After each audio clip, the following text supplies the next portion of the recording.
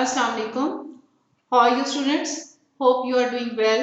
Today we are going to have a review of T2 Physics, chapter number 3 Dynamics and chapter number 4 Turning Effect of Forces. Chapter number 3 Dynamics. Topics that are included in your syllabus are force, inertia and momentum, Newton's laws of motion, mass and weight, force and momentum, law of conservation of momentum, friction, coefficient of friction, rolling friction, and the last topic is centripetal force. Force, inertia and momentum. Definition of force is given in your book. You have to learn it. Inertia, law of inertia जो है उसके बारे में पूछ लिया जाता है. As you know that Newton's first law of motion deals with the inertial property of object, so that's why it is also known as law of inertia. Momentum की definition, its unit, its formula, you have to learn it. The most important topic is Newton's laws of motion. 3 laws of motion are given. First law of motion, its definition, and the next one is इसमें साथ साथ आपकी second law of motion है, इसमें इसकी definition है, साथ इसकी derivation है, और then next comes unit of force, and that is you know that Newton, and definition of Newton is also given. Next one is mass and weight. Difference आता है मैस एंड वेट का. Usually students क्या करते हैं सारी और difference लिख देते हैं, लेकिन sometimes they skip definition of mass and weight. Keep it in mind, first of all you have to write down the definition that is given in your book, then write down the other differences, value कहाँ mess की और wait की change होती है या नहीं होती है, उसका यूनिट, उसको किस तरह से आप मेजर कर सकती हैं, ये सब चीजें आपने उसमें लिखनी है. Next one topic is force and momentum. इसमें आपके पास रिलेशनशिप दिया गया है, दैट इज फोर्स जो है वो आपके rate of change of momentum के इक्वल है. ये आपने डेरिवेशन जो है ये आपने करना होता है. इसके बाद है law of conservation of momentum. इसमें आइसोलेटेड सिस्टम की डेफिनेशन दी हुई है. Law of conservation of momentum के जो है वो डेफिनेशन दी हुई है और डेरिवेशन दी हुई है. 2 एग्जांपल्स हैं, एक आपकी बुलेट और गन वाली एग्जांपल है, दूसरी आपकी जो है वो स्फीयर्स वाली एग्जांपल है. दोनों एग्जांपल्स के साथ डेरिवेशंस हैं, ये आपने अच्छी तरह से करनी है. थर्ड वाली आपकी रॉकेट वाली एग्जांपल है जो शॉर्ट है, डेरिवेशन के बगैर है. इसके साथ साथ आपके जो क्वेश्चंस हैं एक्सरसाइज में, उसमें से एक क्वेश्चन यूजुअली आता है शॉर्ट क्वेश्चन में, when a gun is fired it requires why. बच्चे इसमें जो है जो प्रॉपर इसका आंसर है वो लिखते हुए कहीं ना कहीं कोई प्रॉब्लम कर जाती हैं. तो उसमें before firing the gun, before firing gun and the bullet are at rest, so their momentum is 0. When bullet is fired, they acquire the momentum. To conserve the momentum it requires, this is the proper answer.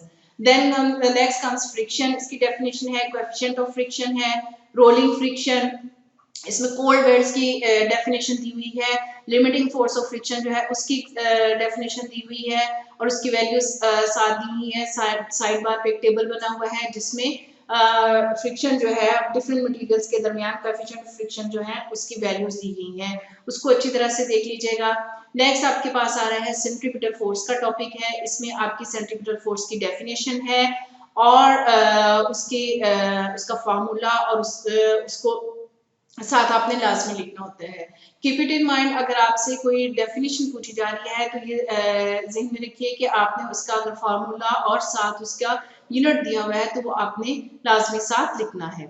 Unit number 3 यहाँ पे complete होता है और उसमें आपके जो numericals हैं वो आपने अच्छी तरह से उनकी प्रैक्टिस करनी है. जो एक्सरसाइज के क्वेश्चंस आपके सिलेबस में इंक्लूड हैं उनको भी अच्छी तरह से देख लीजिएगा, वो आपके चैप्टर में से ही दिए गए.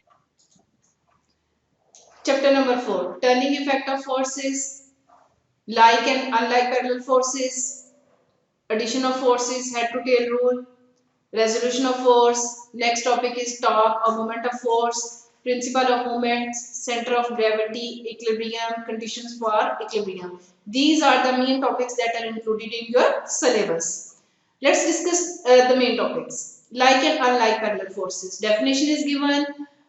Both like and unlike parallel forces. Comparison या डिफरेंस आता है, you have to write in column with example. Next topic is addition of forces, और उसमें साथ आपका हेड टू टेल रूल शामिल है। एडिशन ऑफ फोर्सेस में रिजल्टेंट फोर्स की डेफिनेशन दी हुई है, as you know that it is a single force that has the same effect as combined effect of all the forces to be added. Head to tail rule की example दी हुई है, by using this rule we can add number of forces. This is actually the rule that is find to the combined effect of all the forces that are added. इसमें आपके पास head to tail rule जो है उसको explain किया गया example के साथ। उसके बाद आपके पास नेक्स्ट टॉपिक आता है that is very important, resolution of forces. Resolution of forces, as you know, that splitting up of force into two mutually perpendicular components, और इन components को आपको पता है हम perpendicular components कहते हैं। और इसके साथ इसमें आपके पास दो टॉपिक्स हैं, how can you resolve a force into its rectangular components or perpendicular components, or how can you determine a force from its perpendicular components. Usually students got confused when writing the answer. तो इसको अच्छी तरह से derivation को करके देखिएगा, practice करें, और ये डायग्राम जो है वो मस्ट है। इफ योर फिगर और डायग्राम इज रॉन्ग, आपकी डेरिवेशन जो है उसको कंसीडर नहीं किया जाएगा। नेक्स्ट टॉपिक इज टार्क और मूवमेंट ऑफ फोर्स। टार्क और movement force is the same thing. बच्चों को यूजुअली अगर पूछ लिया जाता है कि टार्क क्या चीज है या मूवमेंट ऑफ फोर्स क्या है, तो उसमें कंफ्यूज हो जाती हैं। इसमें आपके पास कुछ और डेफिनेशंस दी गई हैं इसी टॉपिक में। एक्सिस ऑफ रोटेशन है, रिजिड बॉडी की डेफिनेशन है, ये चीजें आपकी इसमें आ जाएंगी। टार्क का फॉर्मूला, उसका यूनिट, उसमें line of action of force, movement arm, ये सारी डेफिनेशंस आपने लर्न करनी है। Next principle of movements, definition है प्रिंसिपल ऑफ मूवमेंट की।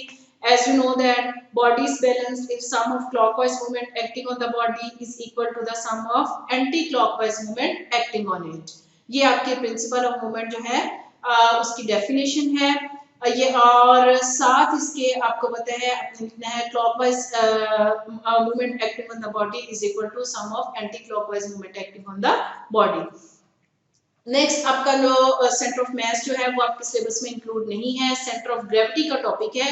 सेंटर ऑफ ग्रेविटी की डेफिनेशन है, इसमें नेक्स्ट पेज है, उसमें centre of gravity of some symmetrical objects जो हैं that are given, you have to learn the centre of gravity of all the symmetrical objects that are given in your book. Centre of gravity find करने का के लिए एक activity दी हुई है आपकी बुक में, वो इसमें इंक्लूड है आपके सिलेबस में, that is centre of gravity of an irregular shape thin lamina.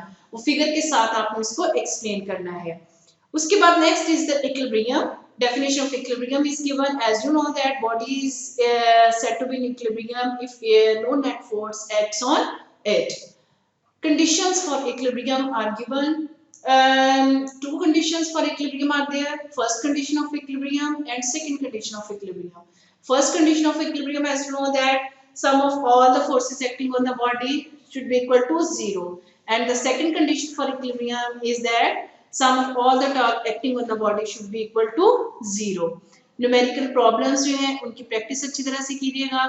Exercise में जो क्वेश्चंस आपके सिलेबस में इंक्लूड हैं, आंसर जो हैं उनके आपकी बुक में भी दिए हुए हैं। आपकी बुकलेट जो है उसको भी साथ जरूर कंसल्ट कीजिएगा, आपकी बुकलेट में भी शॉर्ट क्वेश्चंस के आंसर दिए हुए हैं।